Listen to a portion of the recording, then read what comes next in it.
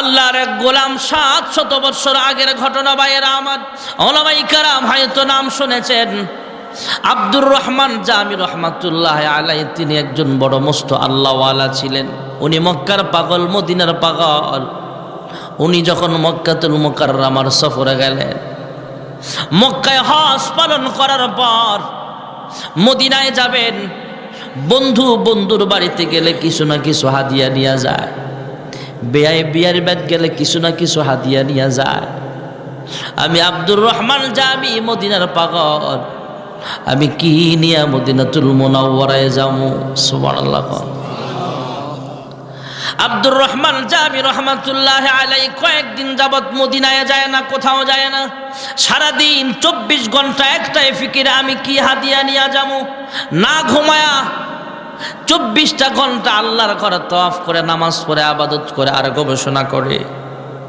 গবেষণা কইরা এক সময় তিনি চিন্তা করলেন, আল্লাহর হাবিবের রওজা আছারের সামনে দাঁড়ায় কবিতা পাঠ করুন, হুজুর করুন সুবহানাল্লাহ। আমাদের বাংলাদেশের মানুষ তো রাসূলের শানে কত কবিতা পাঠ করি। আব্দুর রহমান জামিও তার নিজের ভাষায়, আরবি ভাষায় তিনি কবিতা লিখলেন, অনেকগুলো কবিতা সাজাইলেন। এই কবিতাগুলো আল্লাহর নবীর রওজা আছারের পাশে দাঁড়ায় দাঁড়ায় সালাম দিবে আর প্রশংসা করবে আর কবিতাগুলো পাঠ করবে। কবিতা লেখা আবার মদিনার পথে রওনা হয়ে গেলেন। 5 থেকে 600 কিলোমিটার দূর মদিনাতুল মুনাওয়ারার পথে রওনা হয়ে গেলেন। আজ থেকে 700 বছর আগে তো বিমানের ব্যবস্থা ছিল না, গাড়ির ব্যবস্থা ছিল না। তৎকালীন জামানায় মানুষ চলতো উট দিয়া, ঘোড়া দিয়া, গাদার পিষ্ট হয়ে সেখানে রওনা হইতো। আব্দুর রহমান জামি রওনা হয়ে গেলেন। এদিক দিয়ে মদিনা রাষ্ট্রের প্রধান যিনি আছেন, ওনাকে আল্লাহর হাবিব স্বপ্নে দেখায়। তৎকালীন জামানায় বাদশাহটাও ছিল বড় আল্লাহওয়ালা। বাদশাকে আল্লাহর হাবিব স্বপ্নে দেখায়, হ্যাঁ বাদশাহ, আব্দুর রহমান জামি নামে একজন পাগল মদিনায় আসতেছে, তারে আগে বাধা দাও, সে যেন মদিনার সীমানায় ঢুকতে না পারে। পরের দিন সকালবেলা পুলিশ, আর্মি, র্যাব যত বাহিনী ছিল সব লাগাইয়া দিলেন, যাও খোঁজ করো আব্দুর রহমান জামি নামে একটা লোক আসতেছে, সে যেন মদিনার বর্ডার দিয়া ঢুকতে না পারে। ইনকোয়ারি করলেন, তল্লাশি লাগায় খুঁজে পাইল না। আরেক রাত্রে স্বপ্নে দেখায়, তারপরও খুঁজে পায় না। আল্লাহর হাবিব তৃতীয় রাত্রে স্বপ্নে দেখায়, আব্দুর রহমান জামিও তো আল্লাহওয়ালা মানুষ, তিনিও তো খবর পাইছে ওনারে বাধা দেওয়া হচ্ছে, ওনাকে ঢুকতে দেওয়া হবে না। মদিনার বাদশাকে স্বপ্নে দেখায়, এমন এমন চেহারা, এমন এমন কালারের মানুষ, দেখতে এমন, দাড়িগুলো এমন, গাল এমন, না কেমন, এই চেহারার মানুষটা স্বপ্নে দেখায় দিলেন। এই লোকটাই হলো আব্দুর রহমান জামি, সে যেন মদিনায় ঢুকতে না পারে। সুবহানাল্লাহ কন্যা। মদিনার বাদশাহ 3 দিন স্বপ্নে দেখার পর পাগলের মতো হয়ে গেলেন। পাগলের মতো হইয়া তিনি আবার তল্লাশি লাগাইলেন, চিরুনি অপারেশন যাকে বলা হয়। মদিনার চতুর্দিকে পুলিশ, আর্মি, র্যাব যত বাহিনী আছে লাগাইয়া দিলেন, গোয়েন্দা লাগাইয়া দিলেন। একটা বস্তা, একটা মানুষ, কোনো ব্যবসায়িক কাফেলা তল্লাশি করা ছাড়া কেউ যেন মদিনায় ঢুকতে না পারে, বের হতে পারবে। এবার মদিনার বর্ডারে যখন তল্লাশি লাগাইয়া দিলেন, আব্দুর রহমান জামিও তো টের পাইছে ওনাকে মদিনায় ঢুকতে দেওয়া হবে না। উনি তাকায়া দেখলেন একটা ব্যবসায়ী কাফেলা মদিনায় ঢুকতেছে। বিশাল উটের মধ্যে, গাদার মধ্যে অনেক মাল সামানা বস্তা দেখা যায়। আব্দুর রহমান জামি পকেট থেকে অনেকগুলো স্বর্ণ মুদ্রা বের করলেন, টাকা বের করলেন। স্বর্ণ মুদ্রা বের করে, দিনার দিরহাম বের করে, টাকা পয়সা বের করে ডাক দিয়া কয়, এই ব্যবসায়ী কাফেলার নেতাকে কয়, আমি কয় না, তোমার হাতে এই টাকাগুলো আমি এমনি দিলাম, বিনিময়ে তুমি একটা বস্তা মাল খালি করবা। অনেকগুলো বস্তার ভিতরে মাল দেখা যায়, কয় হ্যাঁ, একটা বস্তা খালি কইরা মালের পরিবর্তে আমার ব্যবসার ভিতরে, সেই বস্তার ভিতরে ঢুকাইবা। ঢুকায়া অন্য অন্য মালের মতো মুষ্টি বাইন্দা সেই মালের সাথে আমার ও মদিনায় ঢুকতে দিবা। ব্যবসায়িক কাফেলার নেতা, ব্যবসায়িক সর্দার এবার একটা বস্তা খালি করলেন, আব্দুর রহমান জামিকে বস্তার ভিতরে ঢুকাইলেন। মালের সাথে অন্যান্য মালের সাথে আব্দুর রহমান জামিরও বস্তাবন্দি করে রওনা হয়ে গেল। এদিক দিয়ে মদিনা রাষ্ট্রের প্রধান ডাক দিয়া কয়, এক একটা বস্তা চেক করতে হবে। বস্তা চেক করতে করতে হঠাৎ করে একটা বস্তার ভিতরে আব্দুর রহমান জামিকে পায়া গেল। জোরে করুন সুবহানাল্লাহ। বাদশা একটু দুর্ব্যবহারের মতোই করেছে, তোমাকে মদিনায় ঢুকতে দেওয়া যাবে না, যাও যাও, তুমি মদিনায় আসবা না। বাদশা মনে করেছে আব্দুর রহমান জামি মনে হয় কোনো অপরাধ করেছে। পরের দিন রাতের বেলা আব্দুর রহমান জামিকে যখন ফিরাইয়া দিছে মদিনা থেকে, পরের দিন রাত্রিবেলায় আল্লাহর হাবিব স্বপ্ন যুগে বাদশাহকে আবার জাগায়া তুললেন ঘুমের ভিতরে স্বপ্নে। আল্লাহর হাবিব বলে, হ্যাঁ বাদশাহ, আব্দুর রহমান জামি কোনো অপরাধী নয়, তার সাথে তুমি ব্যবহারটা কেন খারাপ করলা? আসলে আব্দুর রহমান জামি কোনো অপরাধী না। এই আব্দুর রহমান জামি হলো মদিনার আশেক, মদিনাওয়ালার আশেক। সুবহানাল্লাহ। সে এমন কতগুলা কবিতা লেখছে, সে যদি আমার রওজার পাশে আইসা কবিতাগুলো পাঠ করে, এমন আবেগী কবিতা হতে পারে আমি রহমাতুল লিল আলামিন রওজা থেকে আবেগের সাথে ওইটা তার সাথে দেখা করতে হতে পারে। আর যদি আমি রওজা থেকে উঠে দাঁড়াই, তাহলেই তো কিয়ামত সংঘটিত হয়ে যাবে। কারণ আমার মরণ হয়ে গেছে, কিয়ামতের আগে আর আমি দুনিয়ার জমিনে কোথাও আসব না। হ্যাঁ, মদিনার বাদশা আব্দুর রহমান জামির সাথে কেন খারাপ ব্যবহার করলা না?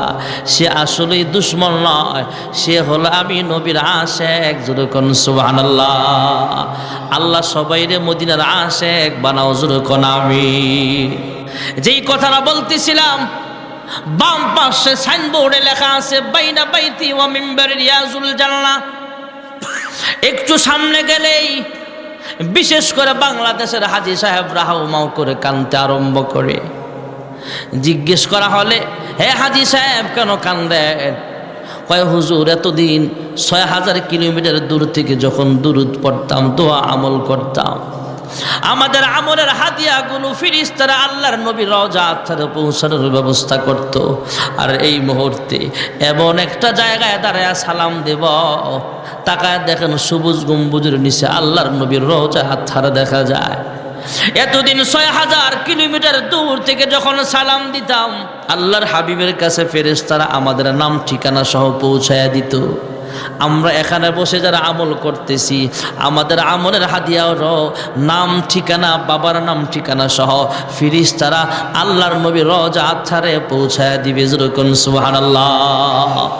হ্যাঁ হুজুর, এতদিন ৬০০০ কিলোমিটার দূর থেকে সালাম দিতাম, আর এই মুহূর্তে এমন একটা জায়গায় দাঁড়িয়ে আছি যেখানে দাঁড়ায় সালাম দিলে আল্লাহর হাবিব নিজের কান মুবারক দ্বারা শুনতে পায়। জবানের ঠোঁট দুইটা লড়ায়া লড়ায়া, জিহ্বাটা লড়ায়া লড়ায়া উম্মতের সালামের জবাব দেয়। আর আমাদের নাজাতের উসিলা করে, আমাদের নাজাতের দোয়া করে। জোরে করুন সুবহানাল্লাহ। আল্লাহর হাবিব যেখানে শুয়ে আছেন, আল্লাহর হাবিবের রওজা আত্মারের পাশে যে বিশাল মসজিদ আছে, মসজিদে নববী, এই মসজিদে নববী মদিনার মসজিদে 1 রাকাত নামাজ আদায় করলে 1 লক্ষ রাকাত নামাজের সব লেখা হবে।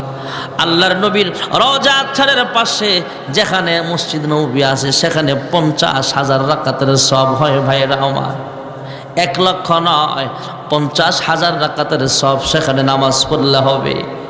আর খানায় কাবা হুদাল্লিল আলামিন, যে মসজিদ খানায় কাবা আল্লাহ বানিয়েছেন, যে ঘর আমরা তওয়াফ করি লাব্বাইক বলে বলে, যে ঘরের সামনে হাজিরা দেই, ওই ঘরের সামনে আমরা হাজিরা দেই। সরাসরি কাবার সামনে যায় কেউ 1 রাকাত নামাজ পড়লে আল্লাহ তাআলা তার আমল নামায় 1 লক্ষ রাকাত নামাজের সব লিখিয়ে দিবি। আল্লাহ তাআলা আমাদের সকলকে বাইতুল্লাহর মেহমান বানায়। জোরে কোন আমিন। বুনিয়াল ইসলাম আলা খামসিন, ইসলামের স্তম্ভ 5টা। 1 নম্বর হলো কালেমা। আমরা পড়ে নিয়েছি লা ইলাহা ইল্লাল্লাহ মুহাম্মাদুর রাসূলুল্লাহ। আল্লাহ তাআলা ছাড়া কোনো মাবুদ নাই, আল্লাহ ছাড়া কোনো মাবুদ। হযরত মুহাম্মদ সাল্লাল্লাহু আলাইহি ওয়াসাল্লাম আল্লাহর রাসূল।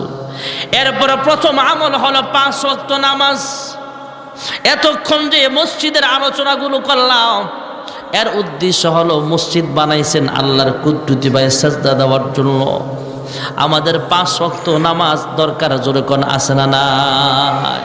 এরপর হলো রোজা, সামনে রোজা আসতেছে নি। আল্লাহুম্মা বারিক লানা ফি রজব ওয়া শাবান ওয়া বাল্লিগনা রমাদান। যদি আরবিটা নাও বলতে পারেন, আপনি মনে মনে বলেন, আল্লাহ আমার হায়াতটা বাড়ায়া দাও, রমজানটা আমার হায়াতে ঢুকায়া দাও, রমজানের বরকত আমার দান করো, জোরে কোন আমিন। কালেমা, নামাজ, রোজা এইগুলো সবার জন্য। এরপরে 2টা বিধান আছে, হজ, আরেকটা হলো যাকাত। যাকাত বৎসরে একবার দেওয়া ফরজ, আর হজ্জে বাইতুল্লাহ জীবনে একবার ফরজ, জোরে কোন সুবহানাল্লাহ। যাদের তৌফিক আছে অবশ্যই যাবেন, আর যেই ব্যক্তি তৌফিক থাকার পরেও আল্লাহর ঘরে না যাবে, মদিনায় না যাবে, হজ্জে মাবরুর না করবে, হজ না করবে, আল্লাহর হাবিব বলেন সে ইহুদি হইয়া মারা যাক বা খ্রিস্টান হইয়া মারা যাক, আমি তার জামিন হব না। নাউজুবিল্লাহ কোন। আল্লাহ তাআলা আমাদের সকলকে হজ্জে বাইতুল্লাহর নিয়ত করে যাওয়ার তৌফিক দেখ, সকলে বলে আমিন। নিয়ত করেন, টাকা জমা। আমার এক মুসল্লি আমারা বলতেছে, হুজুর জমাইতে জমাইতে মোটামুটি 30,000 জমাইছি। আলহামদুলিল্লাহ কন্যা। আপনি নিয়ত করেন, জমান 5 টাকা, 10 টাকা, 100 টাকা, 200 টাকা করে আলাদা রাখেন না একটা ব্যাংকে ছোট্ট। জমাইতে জমাইতে জমাইতে জমাইতে যদি আপনি মারাও যান, হজের সওয়াব আল্লাহ আপনাকে লিখে দিবে। একটা নেক আমলের নিয়ত করলে নিয়তটা হতে হবে খালেস, এমনি লিখবে না। যা আমি যেমন যারা নিয়ত করছেন আমি ওয়াজ মাহফিলে যাবই, ওয়াজ মাহফিলে নিয়ত করছেন আসবেন, আপনি মারা গেলেন, ওয়াজের সওয়াব আপনার আমল নামায় আল্লাহ দিয়ে দিবে। একজন মানুষ আমরা নিয়ত করছি আজকে রোজা রাখবো, ইনশাআল্লাহ বলেন। রমজানের রোজা নফল না ফরজ? মহিলাদের তো জান্নাতে যাওয়া সহজ, ওয়াজ তো বাইরে যায়। রাগ করতেছেন আপনারা? এই কথাটা বলি শেষ। মহিলাদের জান্নাতে যাওয়া একদম সহজ। মহিলারা আছে না আশপাশে? 5 ওয়াক্ত নামাজ পড়া, স্বামীর আমানতের খেয়ানত না করা, নিজের হেফাজত করা, শারীরিক হেফাজত, সতীত্বের হেফাজত যেটাকে বলে। এরপরে পর্দায় থাকা। পর্দা বুঝুন তো? দেবরের সামনে যাওয়া পর্দা, দুলাভাইয়ের সামনে যাওয়া। যাদের সাথে বিবাহ জায়েজ এদের সামনে পর্দা করা লাগবে, আর যাদের সাথে বিবাহ জায়েজ না এদের সামনে যাওয়া যাবে, তারপরেও ঘুমটা দিয়ে যাবেন। অনেক মহিলারা দেখা যায়, আমার ভাই তো, ভাইয়ের সামনে ওন্না টন্না কিছু থাকে না, এটা নিষেধ। ভাই বোন হোক, সন্তান যখন বড় হবে, মা বালেক সন্তানের সামনে একটু সেভ করে চলবেন। আপনি আপনার সন্তানকে দেখতে পারবেন, আপনার সন্তান আপনাকে দেখতে পারবে, তবে আপনি চুলমুল আউলায়া ওন্না টন্না ছাড়া বসে থাকবেন, এটা জায়েজ নাই, এটা করা যাবে না। শালীনভাবে থাকতে হবে। আপনার সন্তান আপনার সামনে আসবে, আপনিও যাবেন, কিন্তু যতটুকু তার সামনে পর্দা করার সেটা তো করতে হবে, বাকিটুকু মহিলারা বুঝে নেন। সন্তান হোক, ভাই হোক, বাপ হোক। হজরতে ওমর একদিন ওনার মেয়ে ঘরে আছে, উনি ঘরে যায় না। খেয়াল করে শুনবেন, সূক্ষ্ম কথা।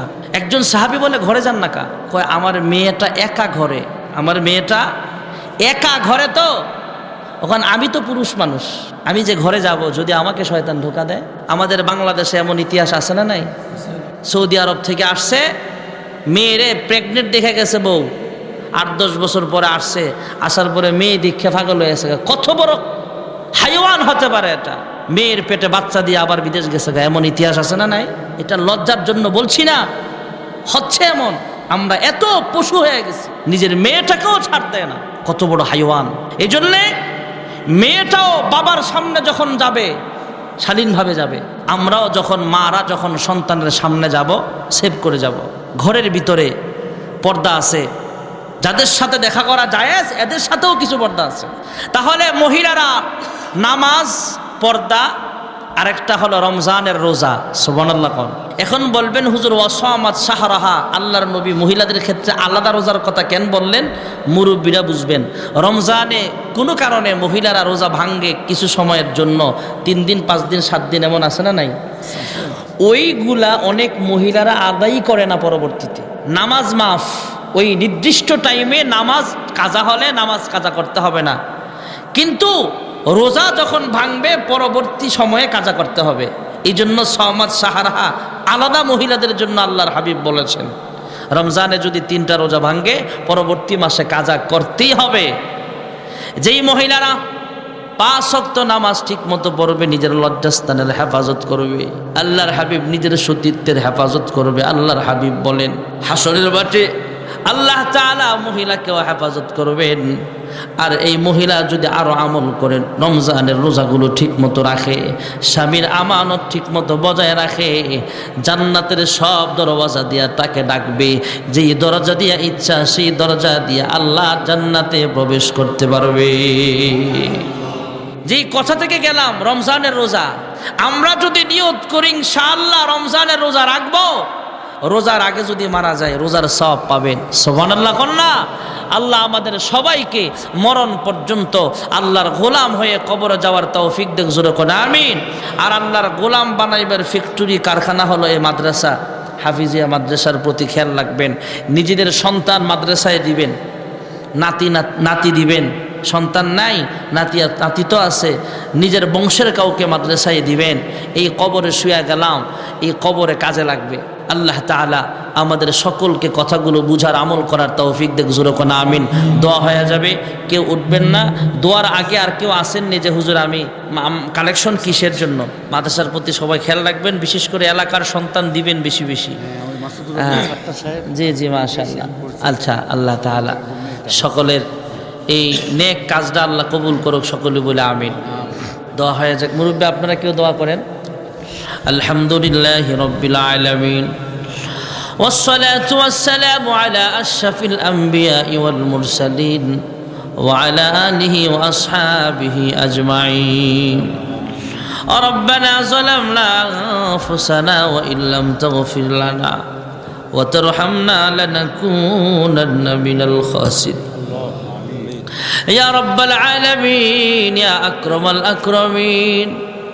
মালিক, গভীর রজনীতে আমি গুনাহগার, তোমার কতগুলো আশিকিন শাকিরিন বান্দা বান্দি নিয়ে তোমার শাহী দরবারে 2টা হাত উঠায়া দিল। আয় আল্লাহ, মাহফিলের শুরু থেকে এই পর্যন্ত যা কিছু আলোচনা হয়েছে, ভুল ভ্রান্তি মার্জনা করে আর হাদিয়া লক্ষ কোটি গুণে বাড়াইয়া বিশ্ব নবী রওজা ছাড় সোনার মদিনায় সবুজ রঙের গম্বুজের নিচে পৌঁছা দাও। আয় আল্লাহ, তাকে উসিলা করে বাবা আদম আলাইহিস সালাম থেকে মুনাজাত পর্যন্ত যত মুমিন মুমিনাত যারা পরিমাণ ঈমান নিয়ে কবরে শায়িত আছে, প্রত্যেকের কবরে আর হাদিয়াগুলো পৌঁছা দাও। আয় আল্লাহ, খাস করে আমরা যারা হাত বাড়াইলাম, জানি না কে জানি মা দুঃখিনী হারাইয়া, প্রাণের আব্বা যারা হারায়া এতিমের মতো হাত বাড়াইছে গো আল্লাহ, জানি না গো মালিক কার মা বাবার কবরে জাহান্নামের সাপ কামড়াইতেছে, জানি না গো আল্লাহ কার মা বাবার কবরে জাহান্নামের আগুন দাও দাও করে জ্বলতেছে। আয় আল্লাহ, তাদের পক্ষ থেকে মাফ চাই, ক্ষমা চাই। আজকের মাহফিলের উসিলায় তাদের কবরগুলো জান্নাতের বাগান বানায়া দাও। রব্বির হামহুমা কামা রব্বায়ানি সগীরা। আয় আল্লাহ, যারা টাকা দিয়া পয়সা দিয়া সুপরামর্শ দেয়া এমন জান্নাতের বাগান সাজাইছে, প্রত্যেকের মনের নেক আশাগুলো পূরণ করে দাও। এখানে যারা আছে সবার আত্মীয় স্বজন কবরস্থানে আসে। আয় আল্লাহ, এই কবরস্থানে প্রত্যেকটা কবরই তো মুসলমানের কবর, প্রত্যেকটা কবর তুমি জান্নাতের বাগান বানায়া দাও। আয় আল্লাহ, এই মাদ্রাসা তুমি কিয়ামত পর্যন্ত কবুল করে নাও।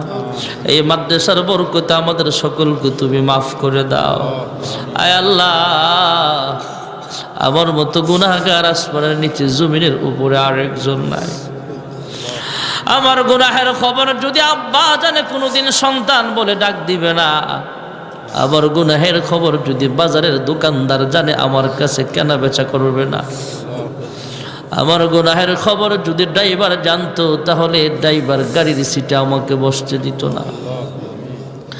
আমার গুনাহের খবর যদি এই এলাকার মানুষ জানতো তাহলে আমার বয়ান শুনতো না।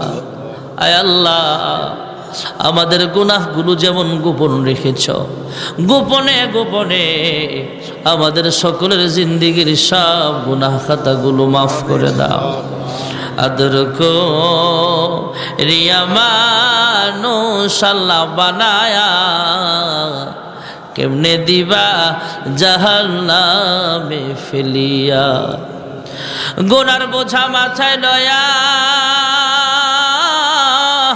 আমরা দেশ বিদেশে ঘুরি, কোন দিন জানি আজরাইলের হাতে ধরা পড়ি।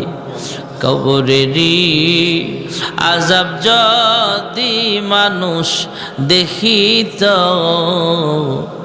ঘরবাড়ি ছাড়িয়ারে পাগল হইত। তুমি ছাড়া কারি কাছে আমরা করি বরদান, তুমি বিনে কে বুঝিবে মনেরই বেদন। তুমি যদি মাফ না করো আল্লাহ বান্দারে, বলো তোমার বান্দা যাবে কার কাছে।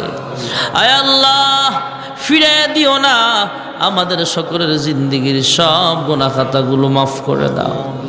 আয় আল্লাহ, আমরা যেদিন দুনিয়াতে থাকবো না সেদিনও আমাদের জন্য যেন আমাদের সন্তানরা দোয়া করে সেই তৌফিক দাও। এ মাহফিল দোয়ার মাহফিল প্রতি বছর যেন করতে পারে তুমি তৌফিক দান করিয়া দিও। অনেক মা বোনেরাও হাত বাড়াইছে, তাদেরকে পূর্ণ স্বামীর খেদমত করিয়া তোমার হুকুম হাকাম মেনে চলার তৌফিক দান করো। পর্দা নিশি না বেদা জাহেদা সালেহা বানায়া দাও। আয় আল্লাহ, অনেক ছেলে মেয়ে বিবাহের উপযুক্ত আছে, নেককার পাত্র পাত্রীর ব্যবস্থা করিয়া দাও। অনেকের বিবাহ হয়েছে কিন্তু সন্তান হয় না, তুমি আল্লাহ তাআলা একমাত্র সন্তান দেওয়ার মালিক, নেক সন্তানের বাবা মা হিসেবে তুমি কবুল করিয়া নাও।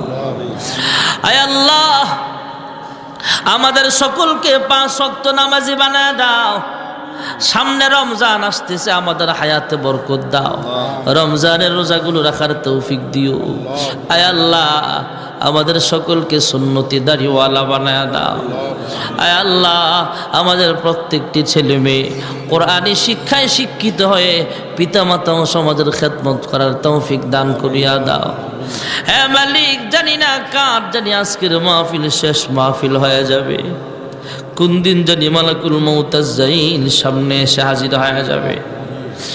আমার দেহ থেকে যেদিন রূহটা আলাদা হয়ে যাবে, কয়েকজন দৌড়ায় মসজিদে যাবে মাইকে আলান দেওয়ার জন্য, কয়েকজন বড়ই পাতার গরম পানি করতে ব্যস্ত হয়ে যাবে, আর কয়েকজন বাজারে যাবে আমার জন্য নতুন কাপড় কিনবে, আর কয়েকজন বাচ্চাদের বাঁশ কাটতে ব্যস্ত হয়ে যাবে, আর কয়েকজন কবরস্থানের পথে রওনা হবে, কবর খনন করবে, মশারি টানায়া বড়ই পাতার গরম পানি দিয়া জীবনের শেষবারের মতো গোসল দিয়া দিবে, কাপড়ের প্যাকেট বানায়া কবর শোয়া দিবে।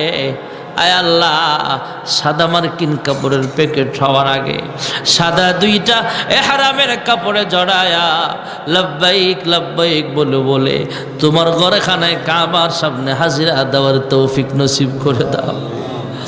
আয় আল্লাহ, মক্কার মানুষ কত ভাগ্যবান, মন চাইলে মক্কাতুল মুকাররমার সামনে হাজির হয়ে যায়। মদিনার মানুষ কত ভাগ্যবান, মন চাইলে মদিনাতুল মুনাওয়ারার সামনে হাজির হয়ে যায়। আমরা কপাল পোড়া 6000 কিলোমিটার দূরের মানুষ, কিন্তু মন কান্দে বারবার মক্কা মদিনায় যাইতে। আয় আল্লাহ, বারবার মক্কা মদিনার মেহমান হওয়ার তৌফিক নসিব করিয়া দাও। আয় আল্লাহ, যারা দোয়া চেয়েছে প্রত্যেকের মনের নেক আশাগুলো পূরণ করিয়া দাও। আয় আল্লাহ, অনেকে অসুস্থ আছে, শিফায়ে কামিলা দান করো। যারা অভাবে স্বভাবগুলো দূর করে দাও, যারা ঋণগ্রস্ত আছে ঋণ পরিশোধ করার তৌফিক দাও। সুবহান রাব্বিকা রাব্বিল ইজ্জাতি আম্মা ইয়াসিফুন ওয়া সালামুন আলাল মুরসালিন ওয়ালহামদুলিল্লাহি রাব্বিল আলামিন। ওয়ারহামনা মাআহুম বিরহমাতিকা ইয়া আরহামার রাহিমিন। কেউ উঠবেন না, কেউ উঠবেন না, যে যেখানে